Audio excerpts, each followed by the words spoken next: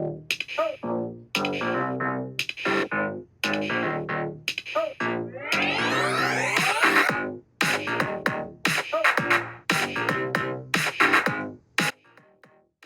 there, beautiful souls. I'm Colleen Lockoff. And I'm Meredy Lockoff.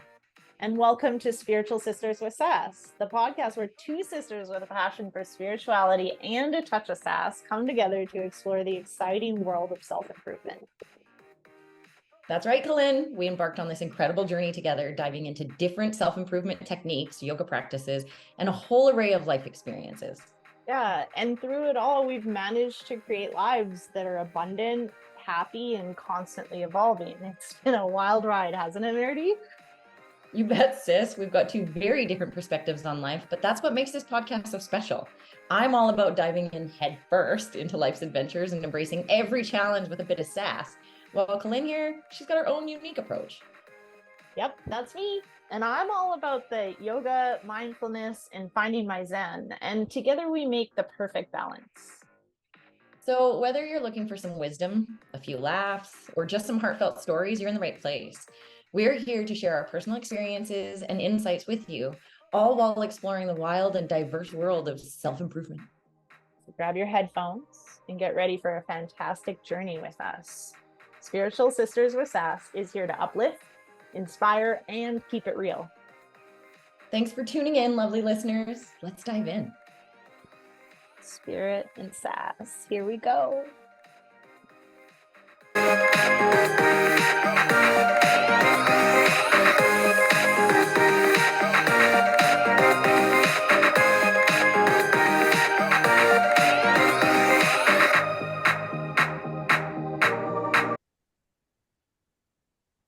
All right. Welcome, everyone, to Spiritual Sisters with Sass. Today, I am super excited because I get to talk shop. We have Jen Johnson coming on from Ontario, Canada. We're Canadian as well, so that's kind of cool. And she's come on to share a pretty cool story. So I'm going to let her tell you. So welcome, Jen. Can you tell us a little bit about yourself? Yeah, so I'm Jen Johnson. I'm out of Hamilton, Ontario. I've been an ER nurse for just over 16 years now, looking into 17 real hard. And yeah, have been kind of through hospitals, big, small, ERs, big, small, pediatric, adult, the whole bit.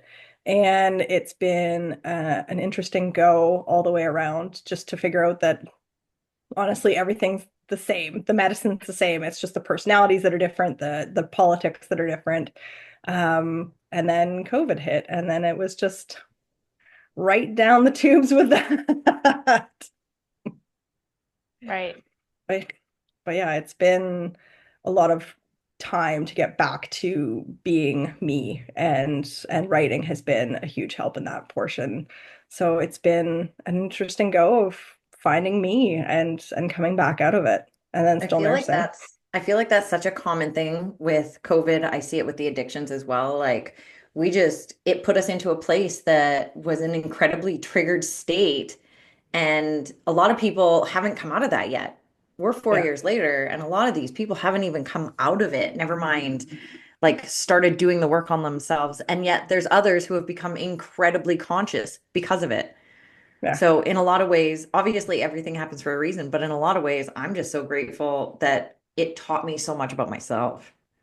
Not grateful for the experience per se, but grateful that I am where I am now.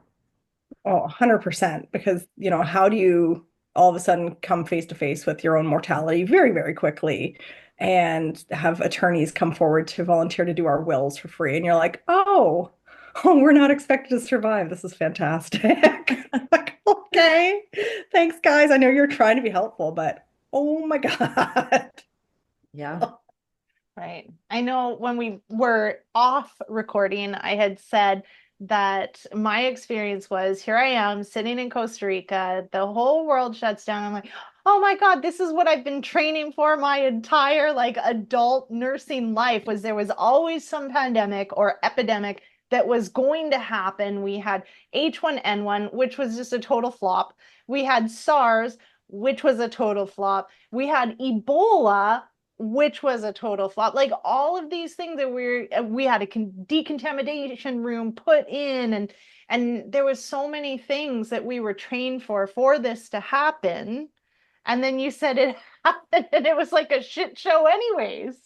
Oh, forget about it, right? They're just like, oh, it'll just be a week. It'll just be two. It'll just be four. It'll just be another month. It'll just be another month. Like it just dragged on. And, I don't know at what point we all just kind of went, okay, well, I guess this is real life now for Right. wherever we're going.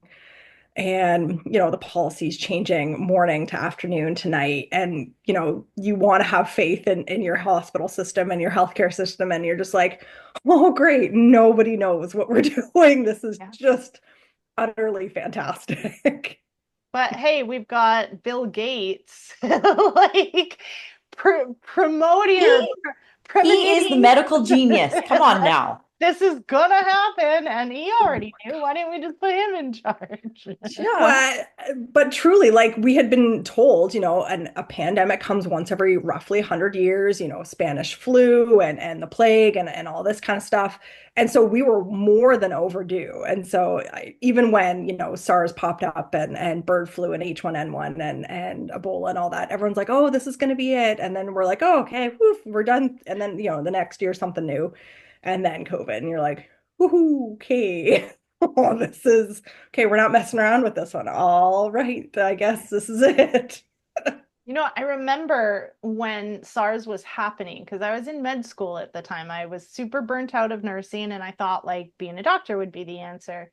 And so I remember there was a specific, we were looking at microbiology and like pathology and all of the things. And there was a specific class on SARS. And the doctor that was running the lecture said, 11 people this year have died, or not SARS, Ebola. He said 11 people have Yeah. died of Ebola this year and over 600,000 died of AIDS.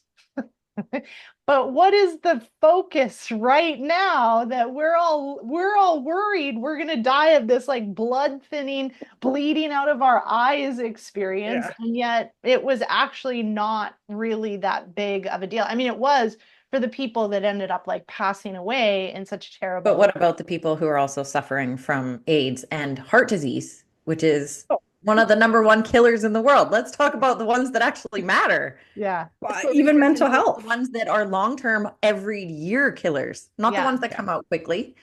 Yeah. Mental Oh, health. just mental Yeah. health and addictions. Holy crap. We haven't even Yes. scratched the surface, like nowhere near the surface, and, you know, being where I am, it's supposed to be kind of a quieter neighborhood and, it's older population, but we're very quickly expanding out towards Toronto and Niagara's quickly expanding in. And so everyone's like, oh, we don't have addictions issues here. I'm like, yeah, you do. Because everywhere does, I promise. Like, Yeah. they're like, oh, we don't have, just because we don't have an overrun with homelessness or Right. people coming in who are very obviously addicted. We're missing the people who are, look Before well, they but who, come, before yeah, they become before they hit. homeless, they're Right. functioning addicts. Absolutely. And those are the Yes. ones that I see the most because people who are on the streets can't afford my treatments. Yeah. But the people who are, CEOs at home, stay-at-home moms, like Yeah. COVID exacerbated this so much that I see people who are like, it started out as, epidemics here are not, Yeah. and pandemics are, heart disease, AIDS, addiction, Right. not Yeah. dealing with our feelings because Oh, addiction is the solution, not the problem. The addiction absolutely. is the solution that they've given themselves to fix their problem, which is Yeah. that they didn't want to feel anymore. Right. Absolutely. Just want to be numb. And I mean, Yes. 100%. Absolutely. We I need to mean, be taught myself coping included. mechanisms. Oh, man. All the things that they taught us in high school and middle school that really could have, we could have gone a different way with it, even just Yes. to start like scraping the surface of coping Yes. mechanisms and like, okay, Yes, there are a multitude of different coping mechanisms, but what's really going to harm you in the long run? Because it's Right. not until you really see people dying of end stage liver failure from chronic alcohol use, where their abdomen is so huge that they can't breathe anymore. Or, the smokers who, pack 2-pack, 3-pack a day for 25, 35-year history, and they're now chronic obstructive pulmonary disease where they also can't breathe, but for a different reason. Yeah. And you're just going like, how did this start? Like, if we were to rewind all the way back, how did this start? And why were we doing this?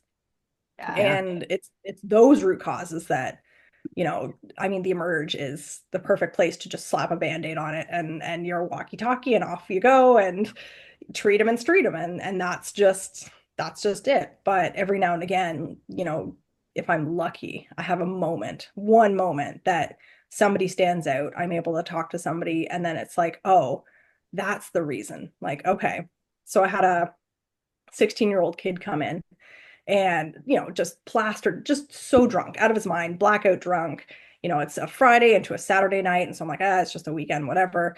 He finally kind of sobers up enough. The family comes in, the older brother comes in, and he's going like, the older brother, I was already giving Nurse Ratchet to start, but then the older brother like gave it to him 100 times better. I'm like, yes, family giving some discipline. This is fantastic.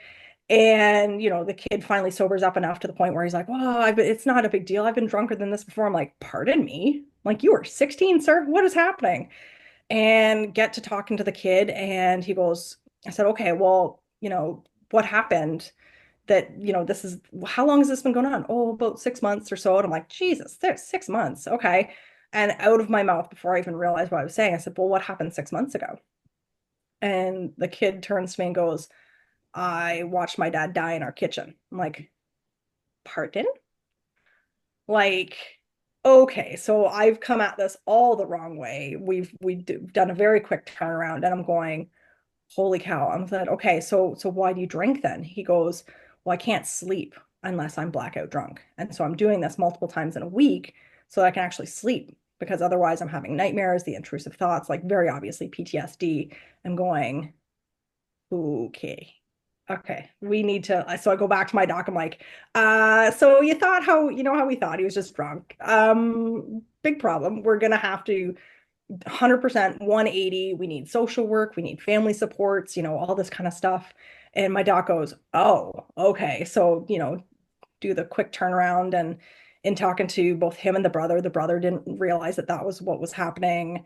Um, you know, 16-year-old kid is acting like he's 40. He's like, if I need therapy, I'll pay for it myself. My mom's already stressed out with costs and things. And he's like, he's trying to get dressed. He's like, I gotta go to work at like 1 o'clock this afternoon. I'm like, dude, it's 6 a.m. and you're barely standing now. Like, I don't think so.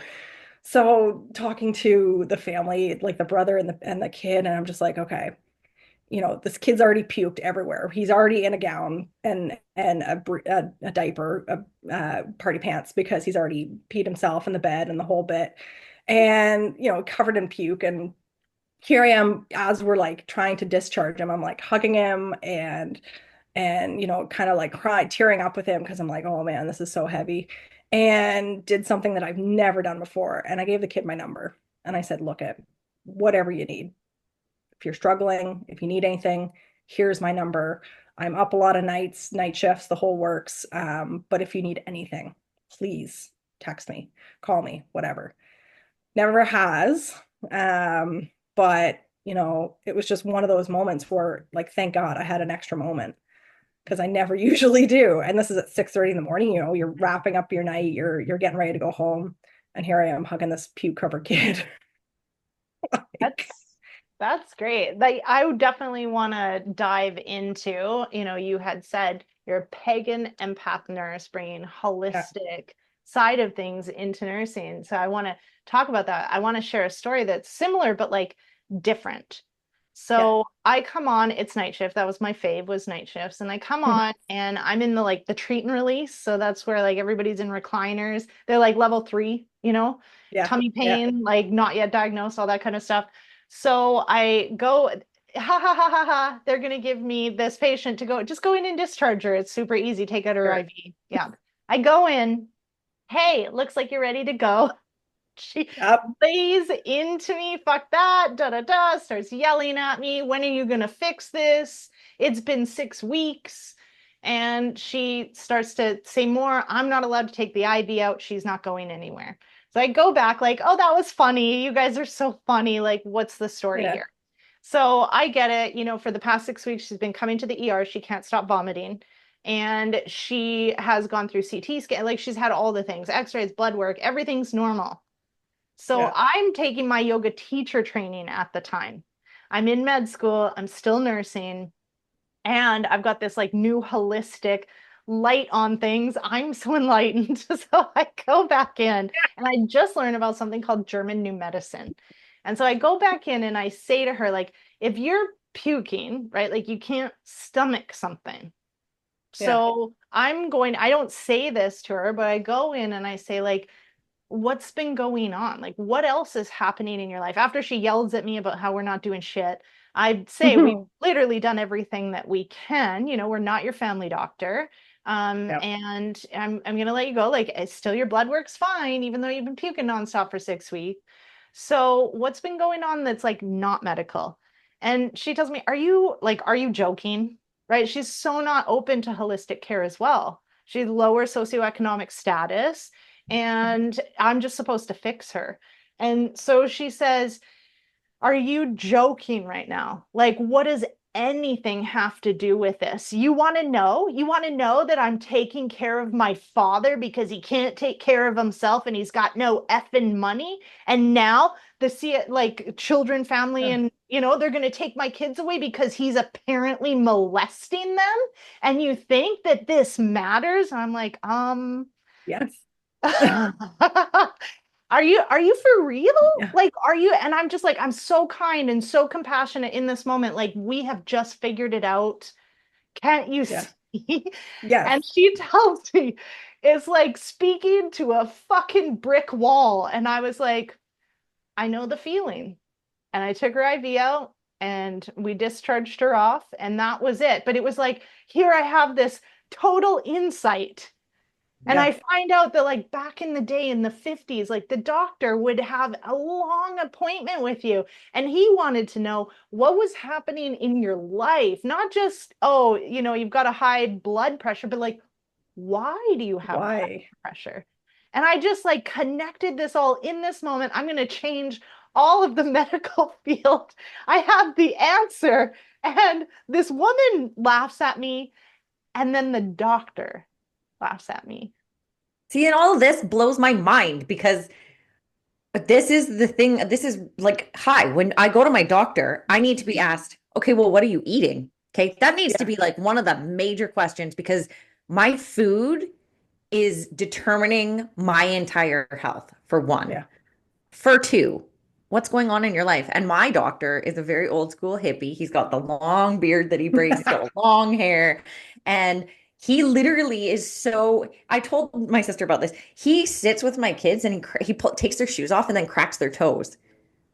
He cracks their fingers. And I asked him one time, I was like, why do you do that? And he's like, Yeah. because they feel connected to you when you're touching them. He's like, I'm a doctor. They don't feel connected to me. He's like, so for me to Yeah. make them feel connected so they'll open up, I need to like put my hands on them. And appropriate ways to do so is he's like, and then he would tell them like, don't listen to your mom when she says it's going to swell your knuckles and things like that. But he also always asks when I go in and I'm like, hey, so, like, I don't know, I have stomach pain, my butthole Mhm. hurts, something. He's like, so what is actually going on right now in your life then? Like, what has caused you the biggest stresses right now? And I'm like, oh, it's nothing. It's fine. He's like, well, clearly it's not nothing because it Yeah. stimulated something within your body. And any kind of stress typically, and here's the science of acupuncture behind it and the energies in your body is that the stress meridian is the same. It runs in the same area as your stomach meridian. So when we're talking about stress, it's going to hit your digestive, and typically in what like the energy side of things is you're going to go one way or another. So I'm the person who when I get stressed out I stop eating, and other people get stressed out and all they do is eat. So it's really interesting because I feel like that hearing you guys talk about this, like more doctors, they don't have time. And I understand that, but make the time, because you're sending someone away who's going to come back to you because you didn't get to the underlying cause.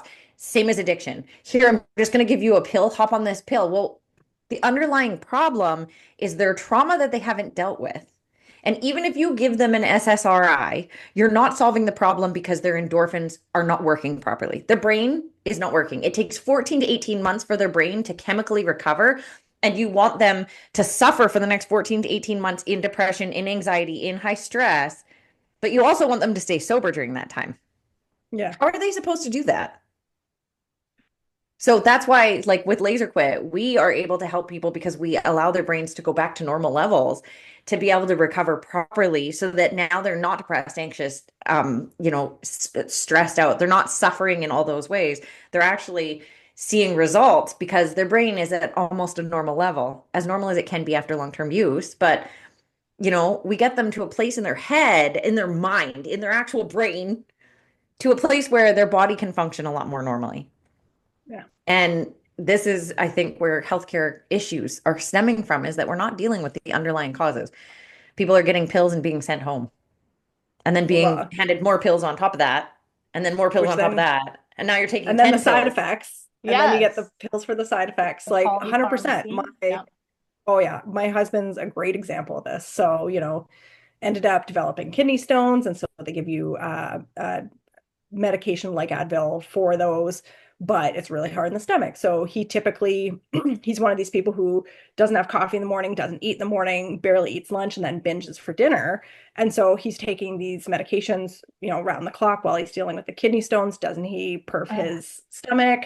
Then he's got a bleeding ulcer, and then he's got pain, and like just down the rabbit hole. Yeah. And then again, he's having pain, he's not feeling good, so he's going to binge. And then, then he shuts down, then he's depressed because he's gaining weight. And then, it's just the spiral is just insanity. The And, society that we're living in has us all, like the way he eats, where he oh doesn't eat yeah, breakfast because he doesn't have time, because he's too tired in the morning to get out of bed to have yeah, breakfast, because I don't have time. And then at lunch, I only get so long, and I didn't have time to prep myself a lunch. So if I do eat lunch, I'm going to eat something fast foodish, and that's shitty for me. And then I get home, and my wife has made this wonderful dinner, or I make a wonderful dinner, and now I'm going to eat as much as I possibly can because I'm so hungry. yeah. And then this is my favorite. Well, I'm using the fasting method. No, the fuck you're not. No, the fuck you're not. You are just not eating enough. And my son has literally just gone down this path with it. And I get it because I did it too. But he just went down this path. And then my boyfriend is super fit, and my boyfriend is an eater. He just eats all the time. And so my son has been talking to my boyfriend, and everything that I've said, my son Yeah. has been like, bleh, bleh, bleh. And then he's like, talks to my boyfriend, and my boyfriend's like, yeah, all of the things that she said, like, do it. And then all of a sudden my son's like, oh, and now he's like eating breakfast and taking a lunch to work and working out and doing all these things. And I was like, I just like talked out of my ass for the last 5 years. But also, thank you, because now my son is taking it seriously in his 20s. He's 22. He's turning 23 in 3 months, but he's going to have this opportunity now to live a healthy life way before I did, because I didn't even start taking it serious till I was 40. right. And that's the So, way it goes.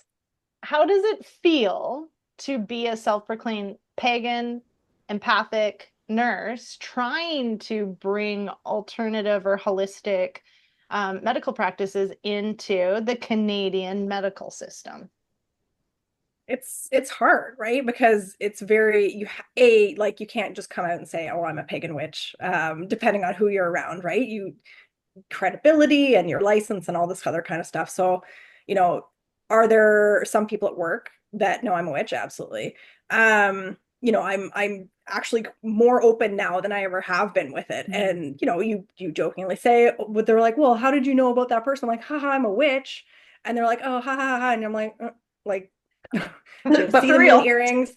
The triple moon goddess, I'm wearing stuff to work that says Supreme Witch, Salem, Massachusetts. I've got my mug that says, witch, and like I'm not hiding it. Like people will tell you who they are if you're paying attention. Yeah. And so I'm not hiding it, but the amount of times where, you're kind of going, oh, my gut's not, something's off, like I'm just not picking it up properly. And my and my washer apparently is causing a ton of fun times. Gotta love it. That's okay. We can't hear it, so you're Yeah. okay. Oh, Yeah. perfect. Yeah. Fantastic. Yeah, it's just it's one of those things where talking about it, finally opening up, talking about trusting your gut, trusting your intuition and your and the feelings about what's going on, we're finally starting to talk about it more and more. Yeah. And so, you know, especially ER nurses, right? Like you're attuned to picking up on people and their vibrations and the emotions of things very, very quickly, right? If all of a sudden something changes, you're like, nope, Yeah. that's not, we're not happening there. So when somebody is, either at triage or is your patient and you're going, I don't like the look of this. And so being able to take it to your physician, sometimes you just have to change it up a little bit as to how you're, putting it forward. You're like, hey, I just really don't know about Mrs. Smith in 6, what's going on. I just don't know. Like, could you take a look for me? Either you're doing that to a fellow coworker or you're doing that to your physician. The physicians call it spidey sense, and Yeah. and that's acceptable terminology. Yeah. Calling it nursing intuition, it seems too woo-woo for people at this point. But if I say, oh, I trust my gut, well, that's acceptable, Yeah. or to say, I'm just advocating for my patient, that's acceptable. So it's trying to very slowly change the wording around things, opening up conversations more often than not, because when we're talking about it at 3 a.m., along with the ghost stories Yeah. and, the feeling of trust your gut comes up, all of a sudden, oh, well, I've done that. I've done Yeah. that. I've done that. And you're like, well, why aren't they teaching it then? And you're like, okay, well, maybe there's just no science to support it. Sure, no, there's a ton of peer-reviewed evidence-based science to support it. So we got to start teaching it, and it's kind of been my life's mission, since COVID, that, oh no, this is the path that I'm supposed to be on, and this is the universe smacking me in the face to be like, no, no, no, no, we're gonna go over here now, and you're gonna write a book, you're gonna bring people along, you're gonna talk about it. Are you gonna be skewered? Probably. Do I Right. care? Not so much. Right. But coming to terms with it, especially the empathic portions of it, where you're you're picking up on people all the time. So walking into a code situation where they're performing CPR and the family's beside themselves, like, of course you can't help but like get wrapped up in that emotion, Yeah. unless you're really good at putting up boundaries, putting up shields, and blocking it. And that's a whole other thing, that once you Yeah. finally come to terms with, oh, that's what's happening. Oh, well, now I can wear my crystals. Now I can kind of visualize myself kind of putting on the trench coat and Right. putting up the wall just a little bit. Does it doesn't really allow itself to kind of lead into super compassionate care, because it's hard to kind of let yourself open a bit once you kind of put it on.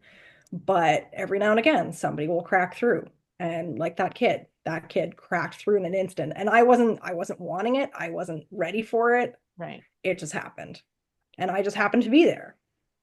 We had I worked in the Abbotsford Emerge and several other ones, but that was like my main was there in Abbotsford, BC.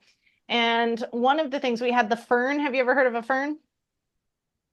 I know of a fern, like the plant fern. I Right. don't know of No, any it's a associated it's a things fucking with it. emergency room nurse because they eat their young and they're assholes. So we used But to have, why are we assholes? I But mean, why are fair. we assholes? How much crap do we have to take in a day for us not to finally kind of shut down enough to go, okay, like, I'm not Totally. going to put my heart and soul out there, because guess what?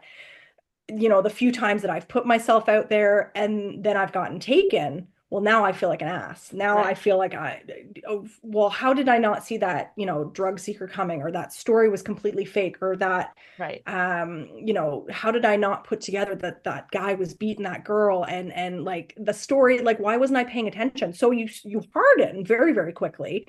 And then to be called every name in the book and every language in the book, fairly often, yeah, you get pretty good at being able to just deflect a bit and being like, oh, you can hurt my feelings? That's adorable. I don't have any. I don't have Like, any. I Hello. don't have any. If I don't have any feelings, you can't hurt me.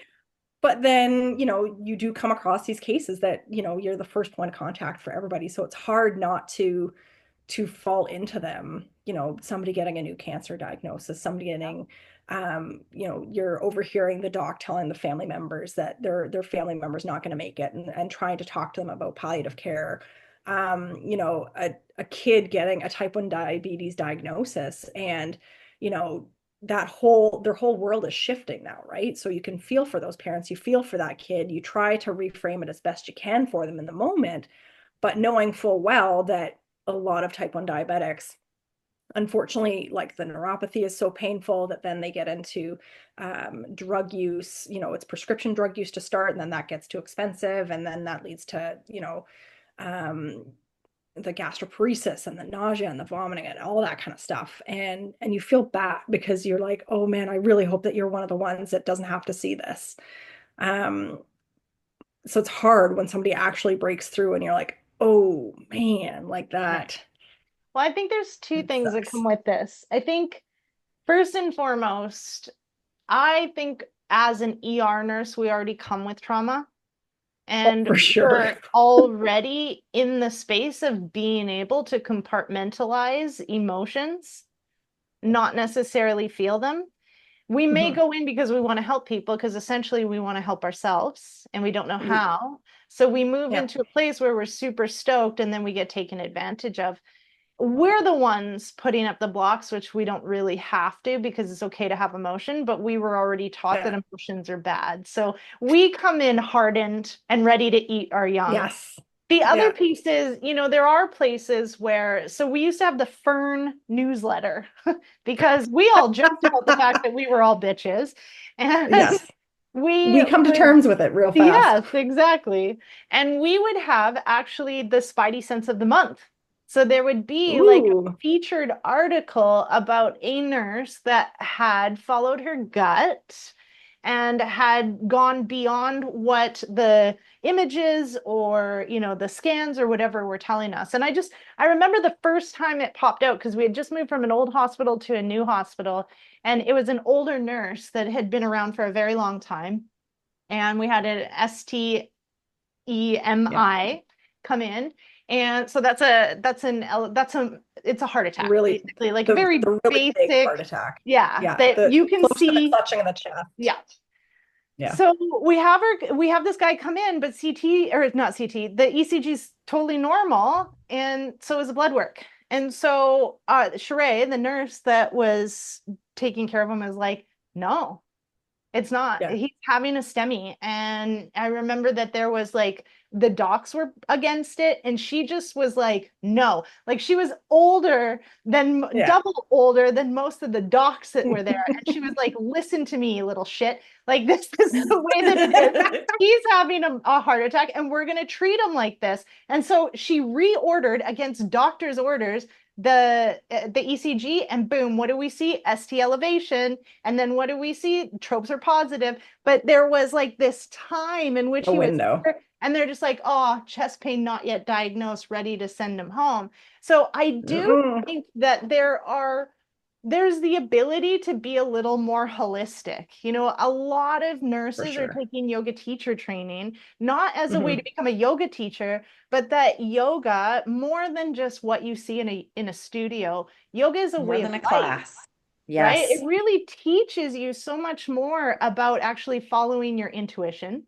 I think one of the things that you said is like being empathic. I think everybody's empathic, and a Yeah. lot of us just shut it down. Yeah.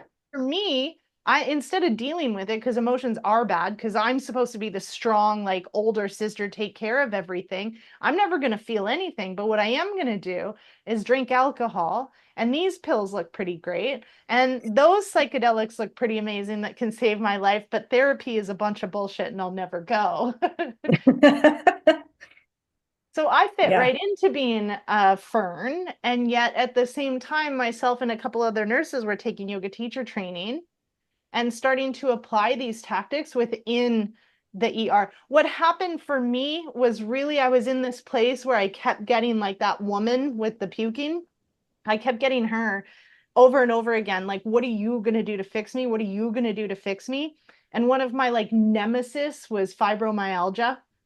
Oh right? yeah. A diagnosis that when I went to nursing school, probably you as well, it was a psychiatric disorder. It wasn't actually a medical Yep. disorder. It holds a lot with it. And a lot of the time, people coming to the ER with fibromyalgia or a history of that are drug seeking. And so, what I would do is just apply that to everybody. Fuck you, you're a drug seeker, you suck, you're fake. Like, that was my attitude, and I'm owning it. And I don't feel that way any longer, just saying, because now I see the opposite end of what happens when you don't deal with your trauma, Yes. right? Yeah. The only way that it can work its way out of our body, but that's a whole nother podcast in general. And when I was in yoga, I remember what I would get is someone coming to me and I would feel it. They'd be like, I have fibromyalgia. And I'd be like, Ugh. And then they'd be like, I'm just wondering, what could I do to feel better? And I was like, what? Oh my What God. can you do? Not what can I do for you? And that to me, it was like universal guidance. My dad was like, listen, stay in med school, keep being a nurse because people are going to listen to you more. If you Hmm. have these credentials behind you, don't leave. And I was just to a point where I cannot stay any longer. I'm going to lose it. I'm going to probably shoot somebody. I'm going to go Hmm. postal. And Yeah. this isn't helpful because everybody just wants me to fix them and they don't want to do shit all for themselves, right? They're in for high blood sugar eating McDonald's because they had to wait for 6 hours in the ER and they were starving. And Yes. it's Yeah. like, oh, well, you don't want to let your blood sugars Here, drop have some below juice. 25. Yes. So yeah, there's my rant, but also like I think that we really can bring this in. And it feels like almost my shift was from being in the medical system now to supporting people that are still in the medical system and still have that like energy to create a shift or a change. Yeah. This always takes me back. I remember when Lynn left nursing, I always supported it because I remember being around and her being like, "Oh my God, you guys," and then tell us a story, and I'd just be like horrified by these stories. Like I just was like, "Oh my God, this is what you did today," and she'd be so excited about it. Yeah. And then right after she left, we were having a conversation, and she said, "I read Deepak Chopra." And he was an emergency room doctor. And when he said, I am at my best when other people are at their worst. She said that hit so hard for me that I can't do what I'm doing anymore. And I just like paused and I was like, this is what I was feeling when she would tell me the story. Like I would just feel so like, how can this be cool for you? Like, how is this an exciting moment for you? That being said, she also had some really interesting insights. Like nurses are so aware of the whole like, oh, it's a full moon. Somebody needs to check if it's a full moon because tonight's crazy kind of thing. Like, you know what I mean? Like you guys have some insights into things that like Oh people don't yeah. pay attention to. And I hear people all the time be like, what does the moon have to do with anything? And I'm like, well, if you're made of 70% water and it controls Water. the tides, I'm just saying maybe they know something. But it takes me every time I hear this, like, or hear even Deepak Chopra, I immediately go to that spot of him saying, when I felt the best when everyone else was at their worst. And then it hit Lynn so hard because it was so true for her. Like, she'd come home so pumped about how crazy her night was, which is why she loved night shift, is Yeah. Yeah. because that's when the crazy shit happened. It wasn't during the day. Crazy Yeah. shit happened at night. You know, the shootings happened at night. And this crazy guy came in and he had like cut off someone's finger and then cut his own tongue off, kind of like, and I'd just be like, the fuck? That's how you spent your night? And I'd Yeah. be like, And I I'm had so this pumped really, about it. yeah. And I'd be like, I just had this really peaceful sleep, just saying. Like, while the world was falling apart, I was sleeping, just Yes. saying. And she'd be like, oh my God. And she'd just be so like jacked on it that she'd be home at 7 o'clock in the morning and she couldn't just go to sleep because she had Yeah. just had this psychotic, experience. And I was just like, how is this a life? Like her telling me the story, and I wasn't aware of it at the time, but her telling me the story put my nervous system into like recoil immediately. And here she sits just like vibrating because of Just how exciting it was. And I'm just like, Yeah. whew, I can't. I don't even want to hear your story anymore. And then, Yeah. for me, just seeing her in that state, but it was a happy state. because that's what you guys do to yourselves. You Yeah, I make mean, don't that worry about feelings off. it. I'll just take 5 Gravol to go to sleep. Gravel's the number one most abused drug by nurses, so don't Right? worry about it. Don't worry about it. It's And for fine. anyone from the US, Gravol is like Dramamine. It's an Yeah. anti-nauseant that was actually originally an antipsychotic, like most anti-nauseants, that it makes you very sleepy and tired. And in Canada, that one time I was at a BCNU, so the Nursing Union for Registered Nurses of British Columbia, and the woman said, who here is struggling with this? She was bringing it out. And she said, how many Gravol are you up to? And I wasn't up to 5, actually. I was up to like 2 or 3. And she said, 8. What? 8. 8 Gravol. Like, what? Just to go to sleep after a night shift. Yikes. Like, again, that's not just falling asleep, that's blacking out. Yeah. Yeah.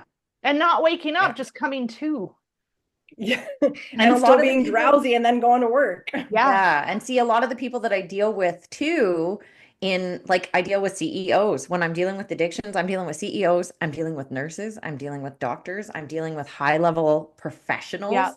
I'm dealing with someone who manages thousands of people, but they're drunk all the time and they do cocaine every day, multiple times a day. Like, wow. But you guys are managing all these other people. Huh. That's So it really why. makes you stop and think, because you guys as nurses are suffering with mental health because of what you guys do, but you're not supported with the mental health the way that you should be. And then you're going to manage my health. And I'm not It's saying do that to be as I say, not offensive. as I do. Yeah. Yes. And like I said, I'm not saying it to be offensive. I have overworked, overstimulated, over nervous systemed people giving me a med and then sending me home because they don't have the time to really find out what's wrong with me. Yeah. So that feels like that. Well, My drama yes, stuff. except let's hear about your book, though. And then Oh, we yes. can, yeah, Yes. Let's hear about that. yeah. So, Nursing Intuition, How to Trust Your Gut, Save Your Sanity, and Survive Your Career just came out on the 15th, which was the full moon, very purposefully. Love it. So born out of COVID trauma, and not knowing, if I was to die, how do you explain to a 4 and 5-year-old at the time that mom chose to go to work? And so my answer was, well, let me write down my really good stories. So I had like 4, and then the really bad stuff started to come out and like pour out. And, stuff that I hadn't dealt with for 14 plus years. And all that come rushing out, and I'm like, okay, so what do I do with this? And listening to a podcast, or book online book review by Llewellyn. They were doing like online book fairs during COVID, and one of the books was Intuition at Work. And the author was talking about her book Intuition at Work. And I'm like, Intuition at Work. I'm like, I use my intuition all the time at work. And it was just like this light went off. I'm like, okay, all right. So went back through the stories, and sure enough, here's intuition through every single story, good, bad, otherwise. I had my intuition. Did I listen to it? Did I not? Did I say anything? Did I not? Was I believed? Was I not? And, it's like, okay, so here's this theme that's running through everything and all my stories. But, it's April 2020, the misinformation, disinformation is coming up real hard. I'm like, I would actually be risking my license, I feel like, if I were to put this book out without peer-reviewed supported evidence. So did the deep dive, and sure enough, so much intuition, like so much paperwork and studies and guidance on not just intuition, but intuition specifically in nursing. And I'm going, okay, that's it. There's the science. I've got it. It's, APA formatted. It's within 5 years. It's all these kind of good things. Right. I'm like, okay, now I don't have to worry about risking my license because it's science. Right. And so I'm like, and nursing, they tell us if it's science backed, we should be teaching it. And so I'm like, okay, here we are. So this is going to be me going at it. So, explaining intuition, how it feels, how to deal with it. And then my stories and just, what happened. And if nothing else, if I need a new therapist, I just take the book and be like, so this is volume 1 of why I am the way I am. And read that at your leisure, and then we'll talk. I'm just going to save myself like $5,000 right now. Here you go. Yeah. I love that. Well, But thank you for sharing. So the book is called Nursing Intuition. Nursing Intuition, How to Trust Your Gut, Save Your Sanity, and Survive Your Career. Oh my God, I love that. I'm going to tag all my nursing friends Thank you. on this because I think that they could relate, really. Yeah. If it helps one person, then all of it was worth it. 16 years of Yes. struggle and burnout and all of that was 100% worth it. Yeah. It's just that's all I'm hoping for. Amazing. Good for you. Awesome. Yeah, I love this. So Thank you you for so much. sharing And thank your you for joining story. us. Yeah, No, anytime. Thank you guys so much for having me. for sure. All right, everyone. Thanks so much for joining, and feel free to purchase Jen's book. It sounds pretty great. Actually, we all have really fucking cool stories, so I'm sure there's a few that you probably have never heard. So yeah, check it out. And thanks. Thanks again.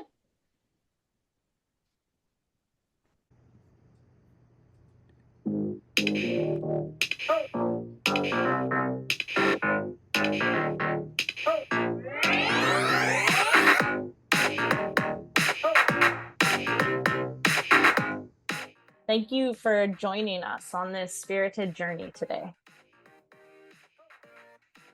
We hope you enjoyed diving into the world of self-improvement with us. Two sisters who found their own unique paths. Remember, life is a tapestry of experiences, and it's how we embrace them that makes all the difference.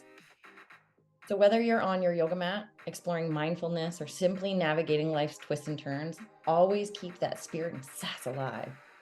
We are Colin and Nerdy Lockoff, and we're here to remind you that happiness and abundance are within reach. Stay connected with us on social media and keep those questions and stories coming. We love hearing from you. Until next time, beautiful souls, keep doing the work, keep sharing your experiences, and keep living a life that's authentically you. And never forget to add a little extra sass to your day. Spirit and sass, always.